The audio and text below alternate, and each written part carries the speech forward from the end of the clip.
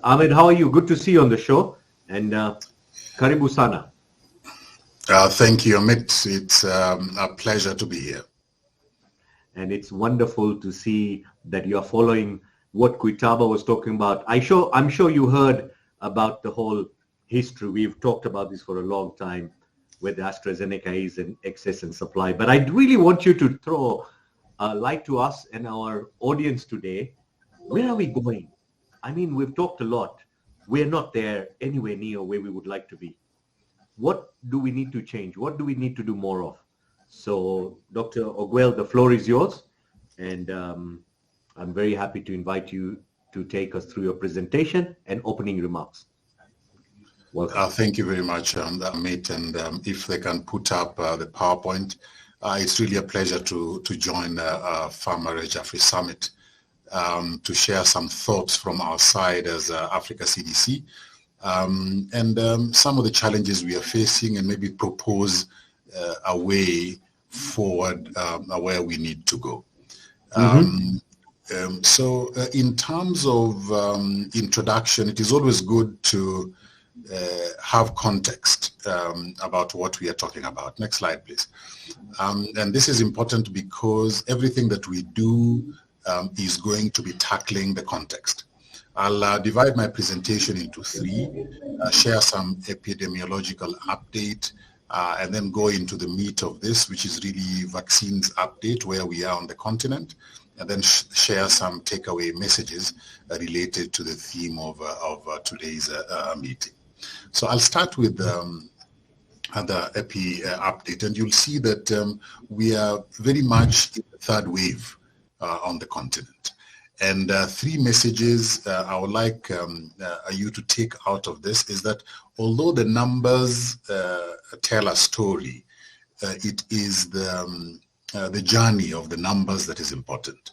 And you will see that, next click please, you will see that at the beginning, when we first saw our first case on 14th of February, there was a lot of almost expectation that Africa will be overwhelmed by COVID-19 pandemic. But a lot of things happened rapidly that made sure that that expectation was not met, and happily so. But by the time the first wave hit us, that is around July or thereabout of 2020, there was on average about 18,000 cases at the peak of it. Next click. Now, when you compare that to the second wave, we went to 32,000 cases being documented, new cases being documented per day.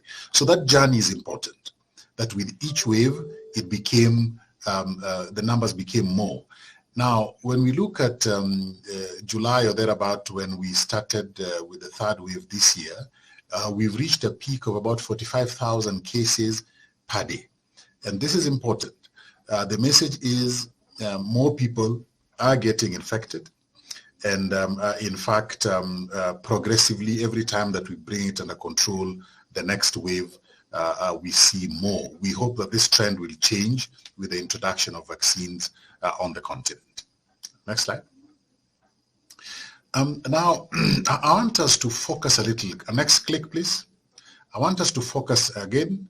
I want us to focus a little on the third wave. We unpack it because sometimes when you see waves, it's just numbers. But then when you unpack the waves, and you see a totally different story. Now, within the third wave only, we are seeing over 3 million new cases, just within the third wave, out of the 8 million. We are seeing 68,000 new deaths out of the roughly 200,000 or so the deaths that we've documented on the continent. It tells you that the new waves are more deadly than the older ones. Because the number of cases is high and the percentage of deaths is also high. So we really need to be taking more care because the new variants that are causing the subsequent waves are more dangerous than the original version that we had seen with the first and to some extent the second waves as well. Next slide. So what have we done just within the 3 months of the third wave?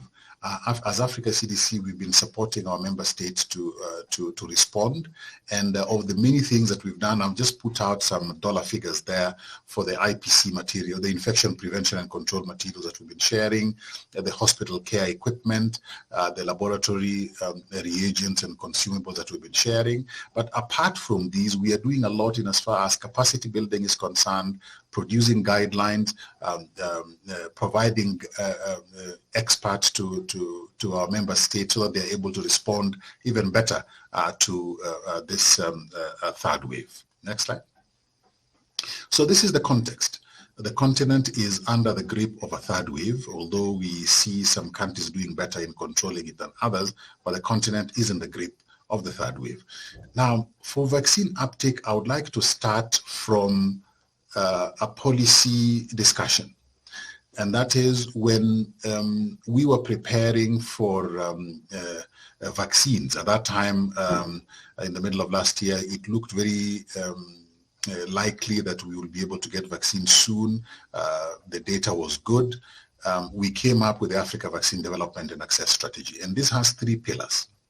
The first pillar is to accelerate African involvement in vaccine development, whether it is clinical trials, whether it is providing expertise to have capacity being built. We want Africa to be able to be part and parcel of the whole infrastructure of vaccine development. We don't want to be just consumers. So we want to start from the very beginning. Indeed, we are encouraging our member states now to start investing in R&D, building of capacity, and where possible, building infrastructure on the continent, as we'll discuss in a little while. The second pillar is we wanted that as vaccines become available, we needed not only sufficient vaccines to be delivered, but also in a timely manner. So that access to vaccines was the second key pillar of our vaccine development and access strategy. The third one is removal of barriers for delivery, whether it is information to members of the public, whether it is health systems and how you can be able to distribute, whether it is keeping tabs with the adverse effects so that you can be able to recalibrate and adjust, whether it is seeing the effectiveness of the vaccine depending on which variant is affecting a particular community. We want to remove all those barriers so that vaccine uptake is efficient, is effective, and is accessible to all who have accepted to take that vaccine. So our Africa Vaccine Development and Access Strategy has those three pillars. Beyond that, though, there is an underlying challenge. Next slide. There's an underlying challenge that we are trying to address. Today, Africa is manufacturing only 1% of our vaccine needs. I'll repeat that. Today, Africa is manufacturing only 1% of our vaccines needs. And this is without COVID-19 vaccines. If we add COVID-19 vaccines, that picture will change dramatically because we are consuming a lot of vaccines now, COVID-19 vaccines. But these are the vaccines that were there before the COVID pandemic. 99% of the vaccines that we consume are imported. Next click.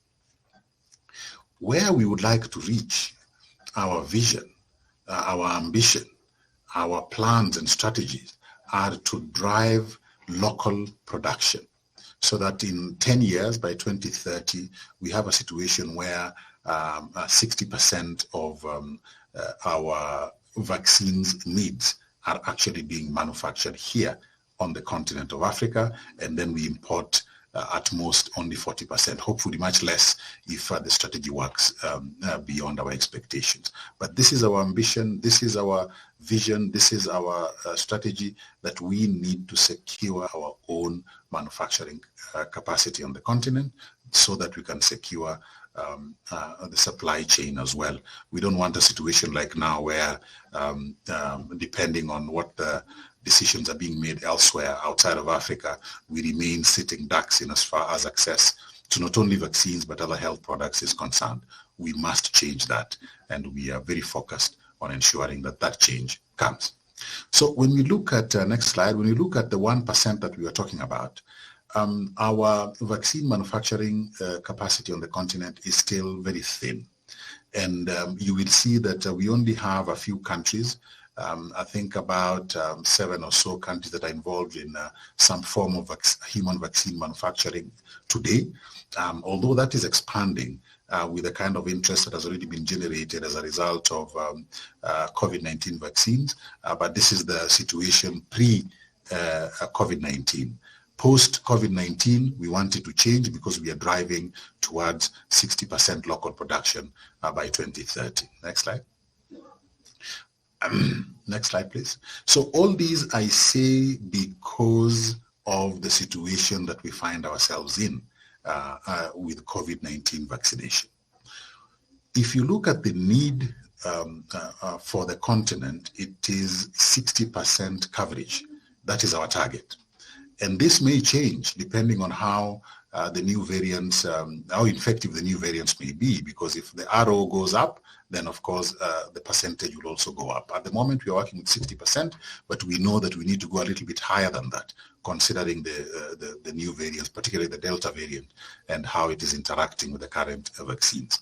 Now 60% is 800 million people on the African continent that we need to vaccinate. That requires upwards of 1.6 billion vaccines, considering that most vaccines are actually 2-dose. If it is a single dose, of course, the numbers will be able to come down. But if we look at the sources, and that particular graph on my right-hand side there is very important, that vaccines today on the continent, the vast majority are being bought using partner funding. And the government puts in modest amounts in as far as infrastructure locally is concerned.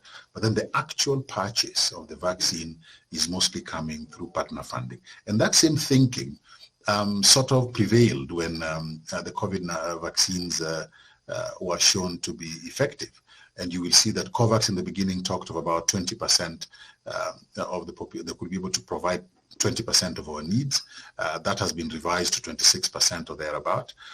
But you'll see that 31% are coming through the AVAT mechanism. This is the Africa Vaccines Acquisition Task Team that was put in place by the Africa Union leadership last year.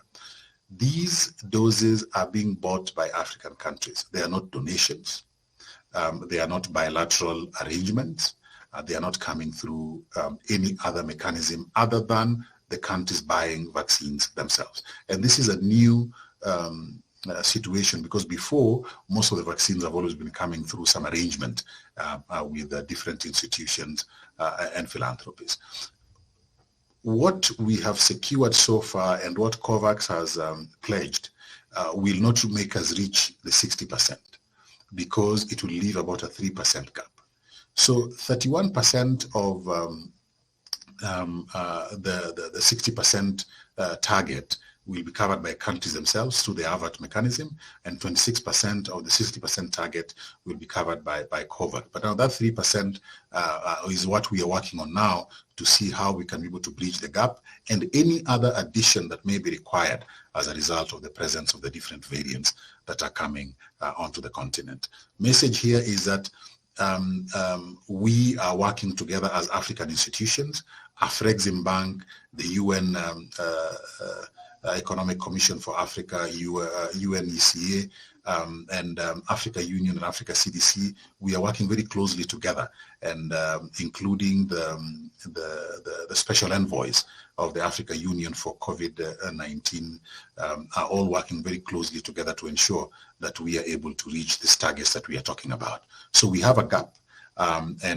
For a change, countries are actually putting in their own money to be able to purchase these vaccines. Next slide. Now, when we look at the status of acquisition, we see that as of last week, we had about 139 million doses that have been supplied to the continent, and over 107 had actually been already administered. The number of countries, out of the 55 member states of the African Union, 53 have received doses and only 2 have not yet done that. The sad news is that despite all the efforts, only 3% of the population in Africa has been vaccinated. And this situation is untenable. Indeed, it is very bad for the future of bringing this pandemic under control. Next slide. When we look at coverage, because when we talk about all these numbers, they look very good sometimes when you say 139 million. But the way they are spread, you'll see that the top three countries, Seychelles are the top there with 69, Mauritius with 59, and Morocco with 43% of their population having been vaccinated. You'll see that the most of the countries are still way below in as far as coverage is concerned. So we have a long way, and we need to be working extra hard to be able to get to the levels of 60% that we had intended. Next slide.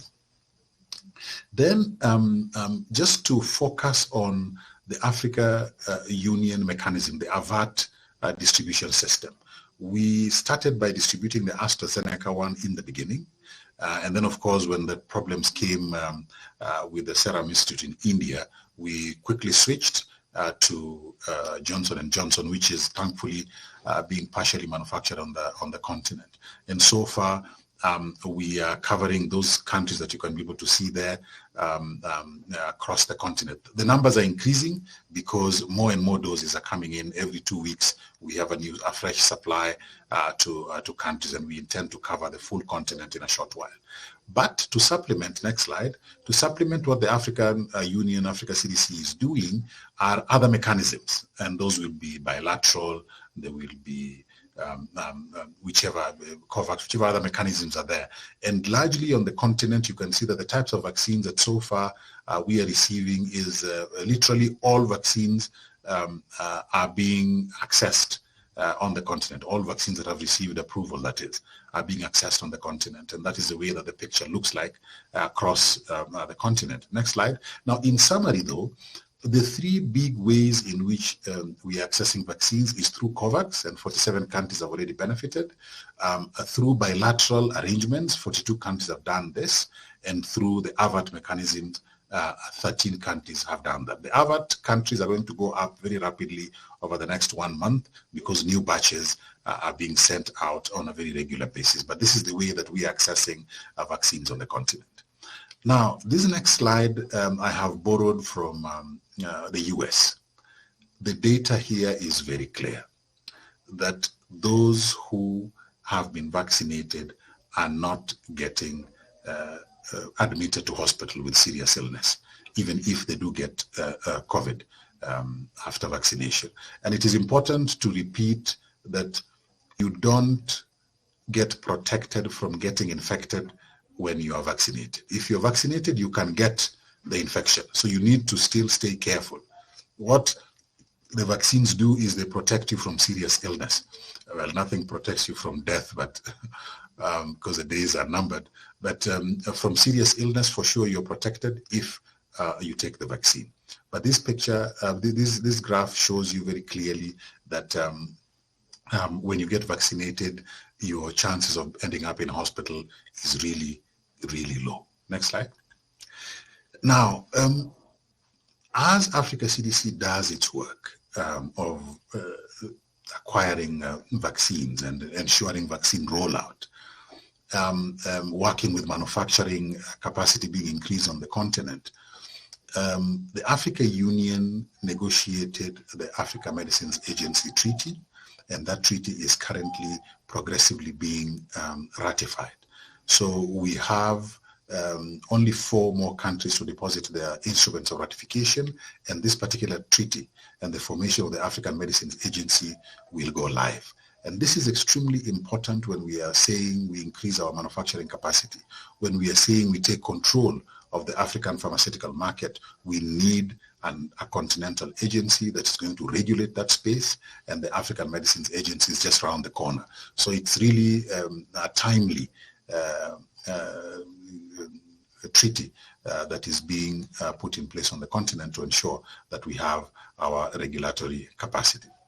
Now, finally, let me just try and draw this together with some final takeaway points. The Africa CDC's vision of a new public health order forms part of that way forward, Ahmed, that you're asking. Where do we go from here? We have learned huge lessons. And the lessons tell us that we need to think different, we need to act different, we need to deliver different. If we don't do that, then the next pandemic will still get us with no supply chain being secured. So these four pillars of the new public health order are extremely important. One is we need to strengthen our public health institutions at the continental level, and Africa CDC's presence has been felt in a very significant way across the globe. The Africa Medicines Agency is just about to go live. The AU Development Agency, we call it AUDA NEPAD, is in place and has been doing very great work in coordinating its mandate. We need those continental entities, but we also need national level entities, whether we are going to call them National Public Health Institutes or National CDCs. We need those to be at country level so that we tackle any health security issue in an effective and efficient manner. The second is we must strengthen our public health workforce going forward.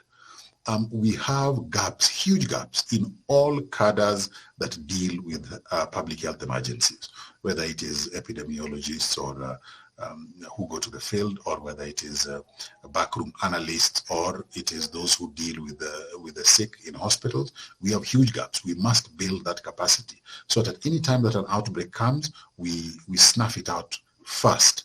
And in this way, we protect our economies and our people from suffering. The third is that expanded manufacturing of everything. We must manufacture our own diagnostics. We must manufacture our own therapeutics. We must manufacture our own vaccines.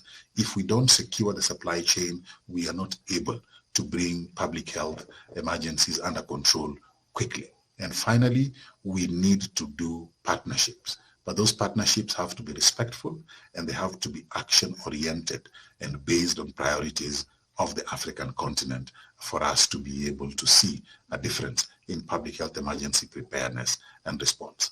And finally, let me share these three thoughts. Next slide, please. One is we must, as we expand pharmaceutical presence on the continent, we must invest in regulatory affairs, continentally and nationally. If you don't have strong regulatory bodies, then you cannot be able to have good quality health products being made available to the continent. Secondly, is vaccines work.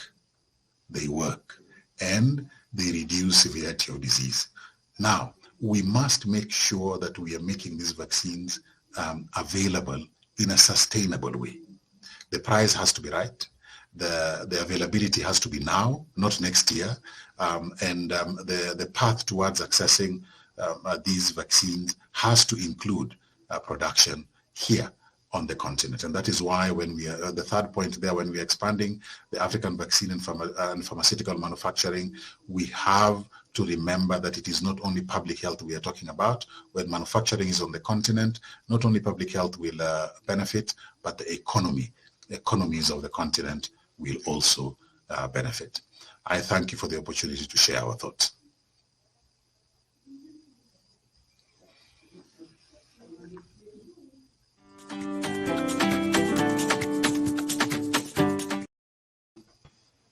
Amazing. Ahmed, I must say that gives a lot of clarity across.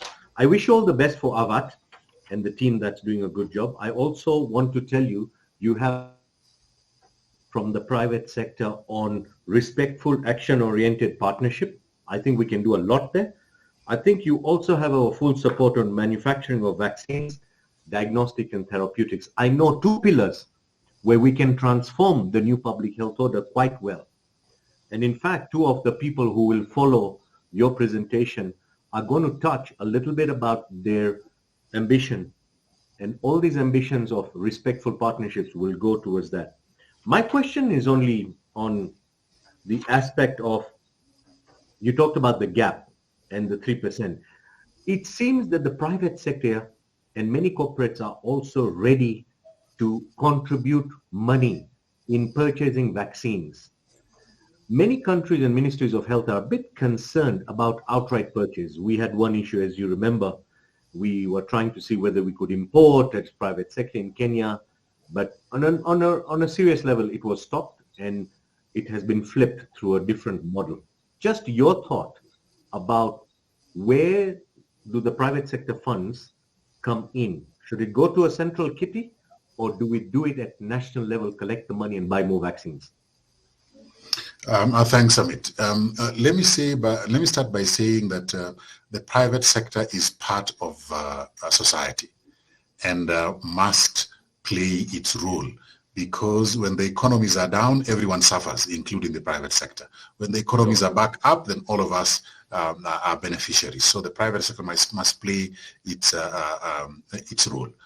Now, on the issue of how does the private sector do this, my advice would be that we have a mechanism that has been put in place, and I'm talking about a VAT, where the governments are actually doing their purchase and it's coming directly to each and every country.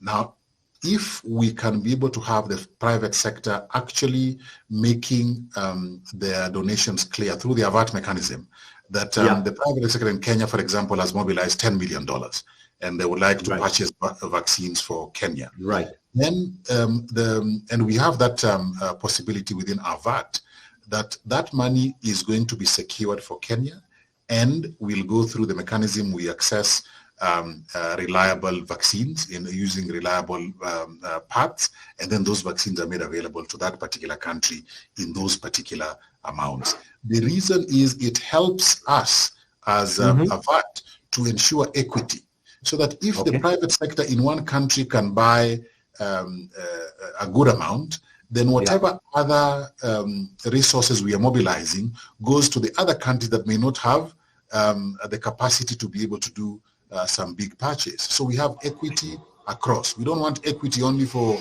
the rich. We also want equity for us within Africa, and that mechanism exists. We have done it for Ghana already, and we are negotiating with the Nigerian private sector. So it is possible, and it is very, very welcome for the private sector to do that for the country of their choice. Thank you. Two quick questions. One, I know Stavros is just waiting, but one was about vaccine passports. Will we see ourselves locked out of movement around the world for those who are vaccinated and not? Very briefly on that. But I think from South Africa, we got someone asking, when you showed Americans are not being hospitalized because they're vaccinated, I guess the same data in Africa is being captured. And we'll also see that even in Africa, the vaccinated ones are not going into ICU, HDU, and it's actually reducing severity. Over to you. Yes, I'll start with the second question. Yes, the data is being captured. We'll be sharing it very soon.